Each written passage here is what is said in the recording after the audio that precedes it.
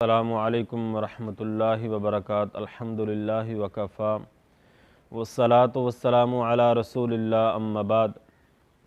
قال النبی صلی اللہ علیہ وسلم، سیدنا ابو سعید خدری رضی اللہ تعالیٰ عنہ بیان کرتے ہیں، نبی علیہ السلام نے فرمایا کہ تم رستے میں بیٹھنے سے گریز کیا کرو۔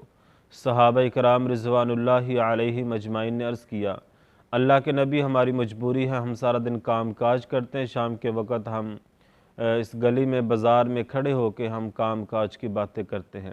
آپ نے فرمایا اگر تم انکار کرتے ہو پھر اس رستے کا حق ادا کرو۔ صحابہ نے کہا اللہ کے نبی رستے کا حق کیا ہے؟ آپ علیہ السلام نے فرمایا غض البصر، پہلی چیز اپنی نظر کو نیچا رکھنا، اس نظر سے اس نگاہ سے کسی کو پریشان نہیں کرنا، کسی کو تکلیف نہیں دینی۔ جس طرح سیدنا علی رضی اللہ تعالی عنہ کو نبی علیہ السلام نے فرمایا اے علی پہلی نظر معاف ہے، دوسری نظر جان بوجھ کر کسی غیر محرم عورت پر چلی گئی تو اس کے بارے میں ضرور پوچھا جائے گا۔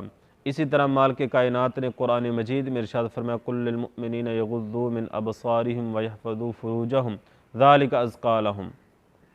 اور دوسری چیز وکف الاذی، رستے سے تکلیف دہ چیز کو ہٹا دینا ہے۔ نبی علیہ السلام نے بہترین اعمال میں سے بہترین عمل قرار دیا ہے کہ رستے سے تکلیف دہ چیز کو ہٹا دینا، کانٹے کو، کسی پتھر کو، کسی چھڑی کو رستے سے ہٹا کر رستے کو صاف کر دینا۔ اور نبی علیہ السلام نے بہترین صدقہ قرار دیا ہے جو رستے سے تکلیف دہ چیز کو ہٹا دیتا ہے۔ نمبر 3، نبی علیہ السلام نے فرمایا ورد السلام، سلام کو عام کرنا، سلام کا جواب دینا، جو کوئی رستے سے گزرے آپ کو سلام کرے اس کا جواب دینا۔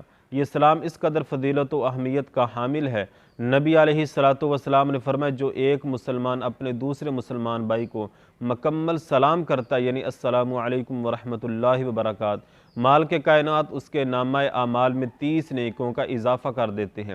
اور اس کا دوسرا فائدہ یہ ہے کہ دل میں محبت، اخوت، مودت پیدا ہو جاتی ہے، اور سلام کرنے سے دل سے نفرت، حسد، بغض، کینہ، عناء ختم ہو جاتی ہے اور اس سے بھائی چارہ قائم ہوتا ہے۔ نبی علیہ السلام نے فرمایا السلام قبل الکلام، کلام کرنے سے پہلے، بات کرنے سے پہلے سلام کیا جائے۔ اور نبی علیہ السلام نے فرمایا یا ایھا الناس افشوا السلام، اے لوگو سلام کو عام کرو۔